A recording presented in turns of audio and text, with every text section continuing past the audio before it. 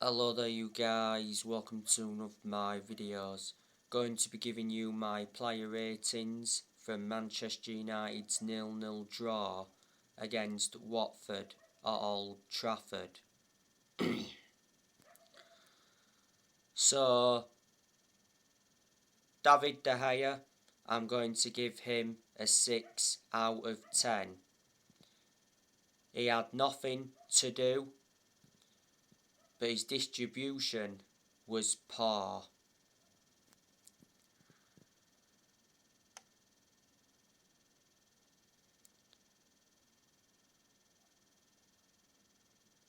Prior to the game against Atletico Madrid, De Gea said, "I don't see myself away from Manchester United." Don't forget, De Gea got named the Premier League's Player of the Month for January. He's won everything domestically at the football club. He's made over 500 appearances for Man United in all competitions.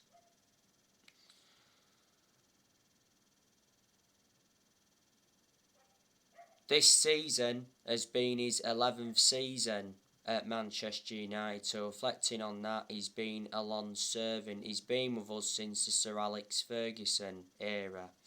His contract at Manchester United expires next year. Moving on to Amon Basaka, he's going to get a 6 out of 10. Solid performance by Basaka. He provided a good cross for Cristiano Ronaldo in the first half. He offered very little going forward. Amon Basaka didn't start against Atletico Madrid, but he did come on. And Amon Basaka started against Leeds last weekend.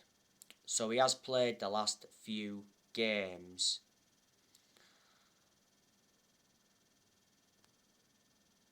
This season has been Amon Basaka's third full season at Man United.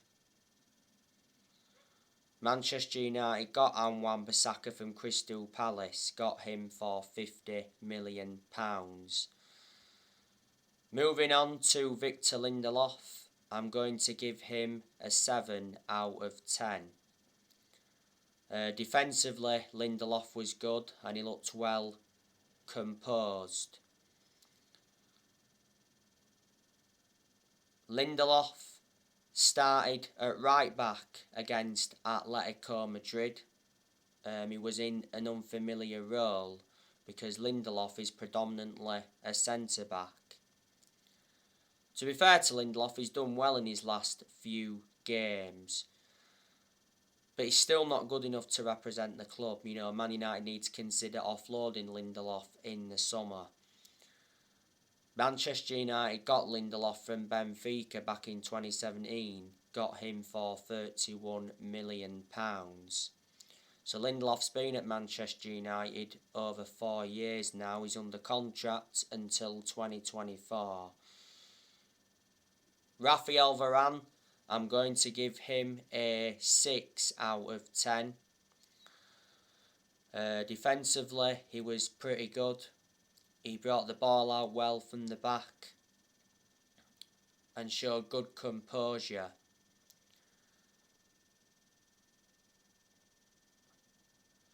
Most of the time when Varane plays, he seems to make the difference. Well, Varane is regarded as one of the best centre-halves in the world. He's highly experienced and he's got a good pedigree behind him.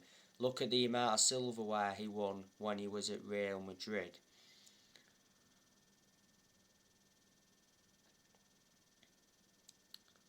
Varane had illness earlier on this season. He had pains in his stomach. And he's had a couple of injuries since he come to Man United.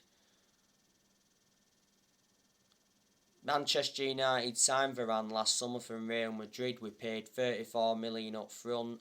rises up to 41 or 42 million with add-ons, and he's under contract to Man United until 2025. There's an option of a further year. Alex Tellez, he's going to get a 6 out of 10. I thought he put some good crosses into the box in that first half.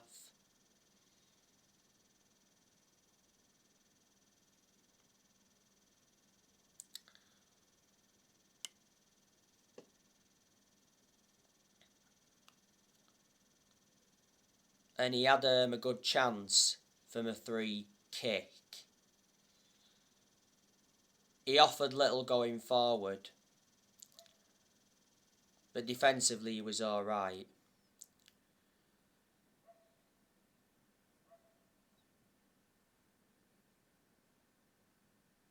Manchester United got Tellez from Porto back in 2020. We got him for 15.4 million with add-ons included. The reason Man United brought Tellez in was to provide competition for Luke Shaw. Moving on to Fred. He's going to get a 6 out of 10. I thought Fred made some good runs in the game. He got into some decent positions.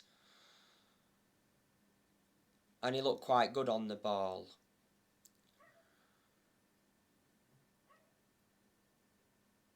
Fred, though, was poor against Atletico Madrid. Fred scored last weekend against Leeds. You know, he came off the bench. Manchester United got Fred a few years ago now from Shakhtar Donetsk. Got him for £50 million. Matic, I'm going to give him a 7 out of 10. Matic put a very good performance out. You know, he kept the ball well. And he played some very good passes. It was his first Premier League appearance in like 6 weeks.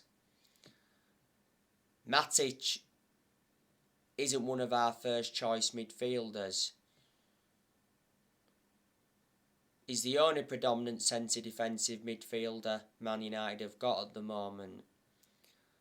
Not so long ago, Matic had a shin injury.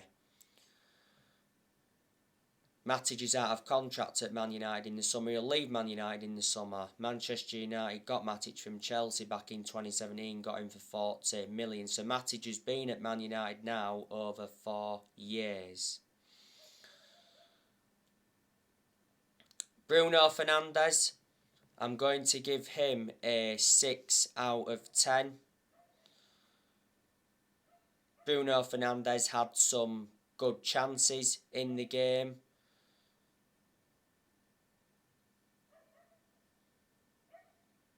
There was one chance when he was one-on-one with Ben Foster.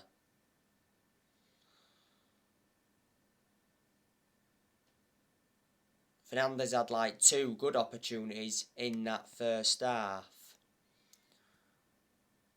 Fernandez played against Atletico Madrid. He got the assist in that game for Anthony Allenger's goal. He played well last week, did Fernandez, against Leeds. He scored a very good header. It was a good cross by Jadon Sancho to pick out Fernandez. And he got an assist against Leeds. Fernandez has had his good games this season, but on the other side of things, he's had bad games as well. I thought he was far superior last season to this season. But despite that, you know, Fernandez is still one of our best players, and he's certainly one of the best signings we've made since Ferguson retired.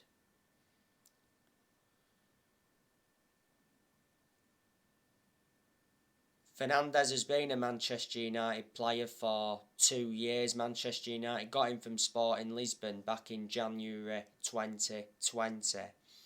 Earlier on this season, Fernandez rejected a new Man United contract offer. He mentioned that Bruno Fernandez contract talks are postponed until the summer. Fernandez is under contract with Man United until 2025. There's an option of a further 12 months.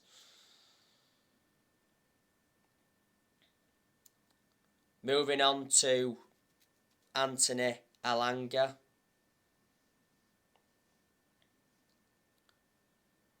I'm going to give him a 6 out of 10. I do recall Allenger having a very good chance in the game. I thought at times Allenger was skillful, some of his link-up play was good. Allenger came off the bench and scored a late equaliser against Atletico Madrid. Allenger scored last weekend against Leeds. Allenger's done really well since he broke into our first team squad. He's been part of the club for a long time. You know, he joined Man United's academy at the age of 12 and he's now, 19, so he's still young. Not so long ago, Rangnick said that Anthony Allenger was close to leaving Manchester United. Revert back to earlier on this season, Allenger got racially abused on social media after missing the decisive penalty against Middlesbrough. Allenger's under contract to Man United until June 2026 as an option of a further year.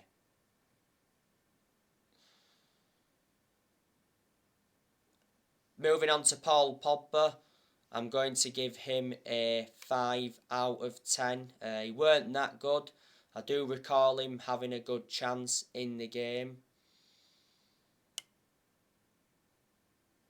At times in the game, Pogba showed some brilliance. You know, some of his link-up play at times was good as well.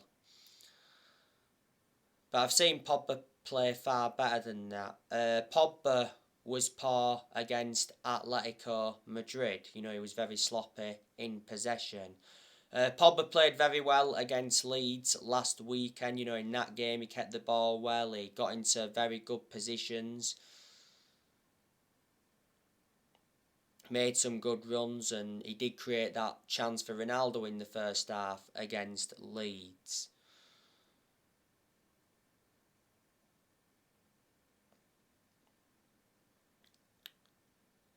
Pogba could leave Manchester United in the summer.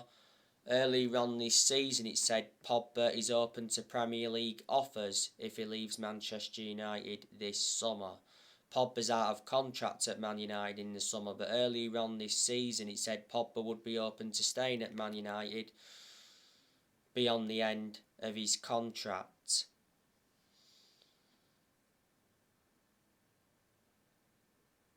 Pogba is injury prone because he's endured quite a few injuries since he re-signed for the club.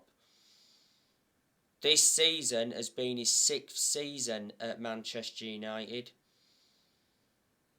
He's played over 200 games since he re-signed. And he's won 3 trophies at the club so far. And Manchester United paid £89 million for Pogba, so reflecting on that, he's our most expensive signing at the moment.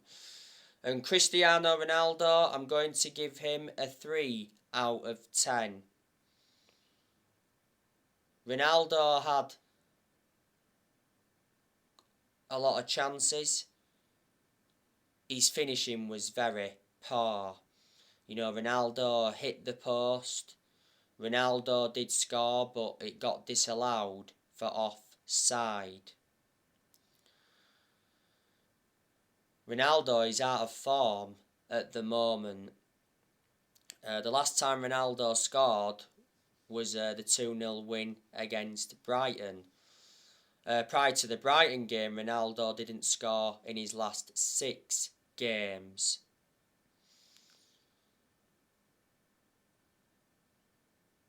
Ronaldo was anonymous against Atletico Madrid. I thought he was poor against Leeds last weekend. Like I mentioned earlier, Ronaldo missed a sitter in that game. Ronaldo will leave Manchester United in the summer, especially if they fail to finish in the top four. Well, prior to the Leeds game, he said Manchester United will allow Ronaldo to leave in the summer. Earlier on this season, it said that Ronaldo was set to become Man United's new captain to replace Harry Maguire, but that's not happening now. Manchester United re-signed Ronaldo last summer for 20 million with add-ons included. His contract at Manchester United expires next year. There's an option to extend his contract for a further year. Ronaldo receives £500,000 a week, so he's the highest earner at Man United at the moment. Since he re-signed Ronaldo, he scored 15 goals in all competitions. He has over 800 goals in his career. He's won over 30 trophies in his playing career, including 5 Ballon d'Ors. Man United brought substitutions on in the game yesterday. Marcus Rashford came on, 4 out of 10. Very poor again was Rashford. Luke Shaw came on. I'll give him a 6 out of 10. And Jadon Sancho came on. I'll give him a 7 out of 10. He made an impact when he came on. So that is your player ratings from Manchester United's 0-0 draw against Watford. You know, Manchester United dropped 2 more points, and now the top 4 is in doubt. Manchester United are 4th at the moment, but Arsenal have 3 games in hand.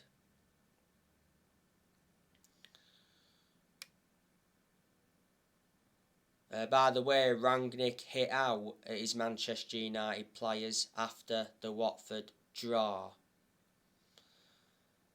Yesterday, Manchester United had 22 shots, but only had 3 shots on target. You know, Manchester United have no end product.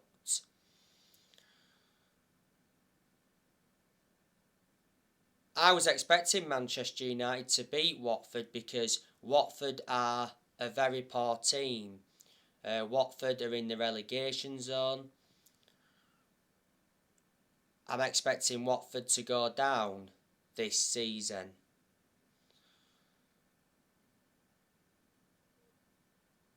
Don't forget, Watford beat Manchester United at Vicarage Road last year 4-1. And that was Ole Gunnar Solskjaer's last game in charge of Manchester United.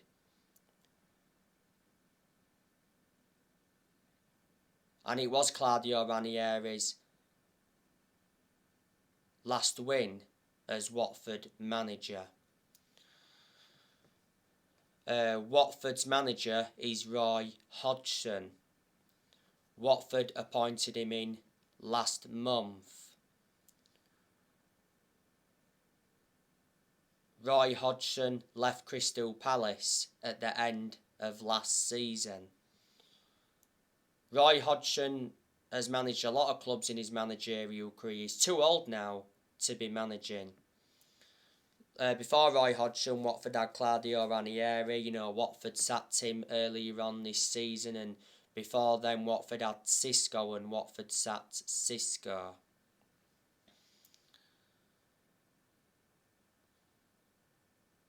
The only players Manchester United have missing is Cavani. Cavani is still injured. McTominay didn't play any part yesterday because he's out with illness, and Maguire was also dropped. Manchester United's next game is Man City. That's going to be a very difficult game.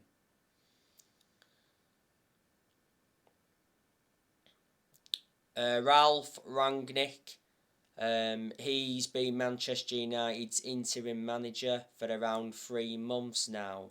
He's Man United's interim manager until the end of the season, then he's expected to take up a consultancy role for a further 2 years.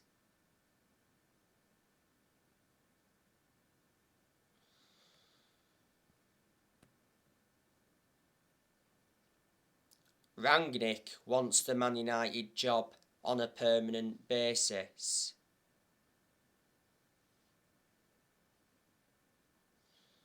Man United won't offer Rangnick the job on a permanent basis.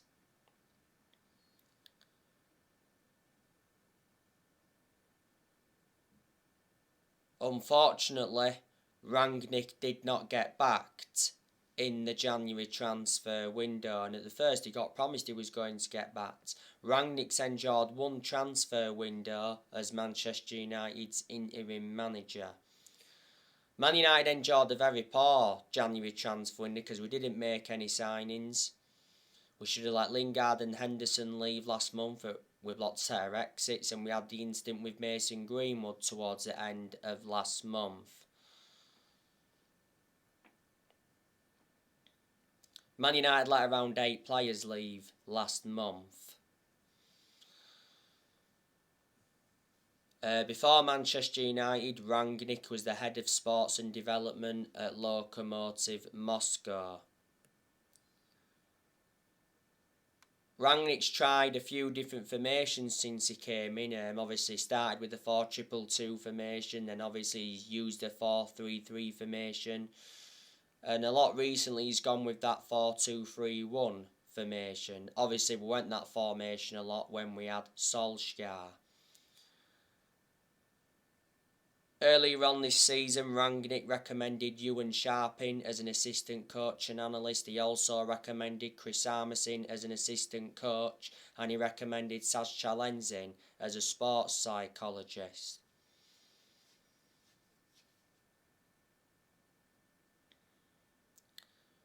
But I've got a lot of respect for Rangnick. He's a very good coach. He's a German coach, and the vast majority of German coaches are very good.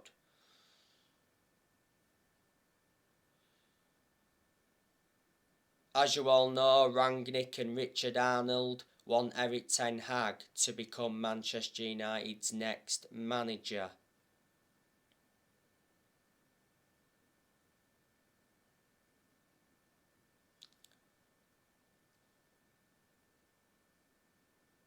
There's a lot of Manchester United fans that would like to see Erik ten Hag get recommended in.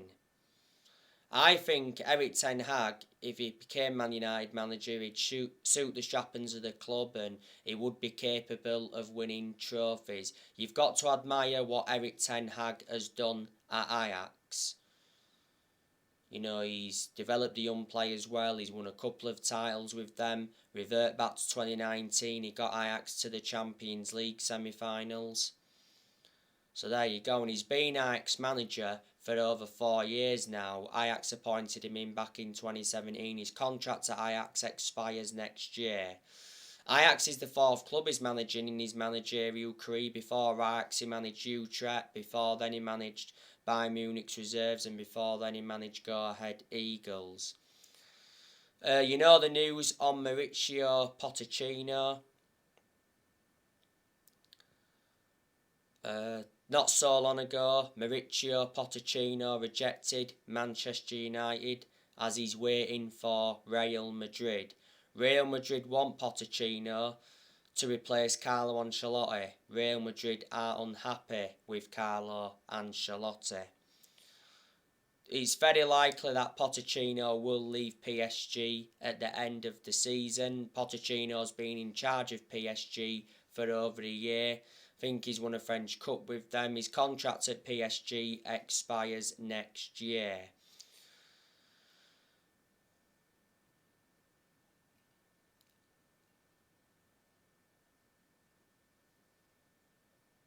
Pochettino is a good manager, even though he's hardly won anything.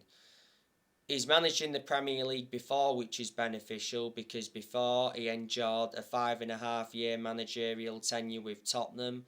Back in 2018, he got Tottenham to their first ever Champions League final, and at one point, he almost won the league when he was Tottenham manager. Tottenham made a mistake sacking him at the time, and before Tottenham managed Southampton, he only enjoyed a short managerial tenure with Southampton, but he still managed to guide Southampton to their highest ever finish in the Premier League. So they're the clubs he's managed in the Premier League so far, and a long time ago he managed Espanyol. Revert back to when Man United sacked Jose Mourinho. Manchester United should have got Pochettino then, but the club decided to go with Solskjaer instead.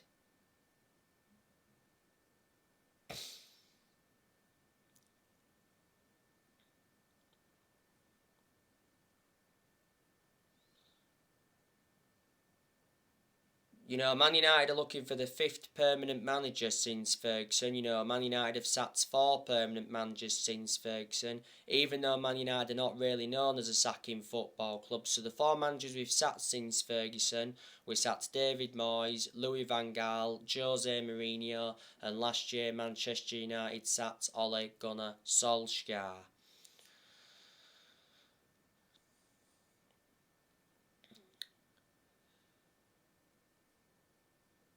Manchester United have only won 4 trophies in the last 10 years. You know, we haven't won the Premier League since 2013. We haven't won a trophy since 2017. That's 5 years ago now. That's nowhere near good enough to our standards.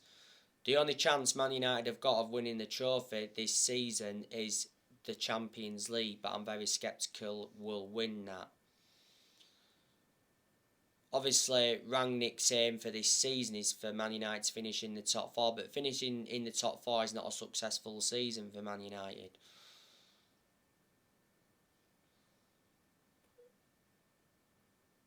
We've spent over 1.3 billion in the last 10 years.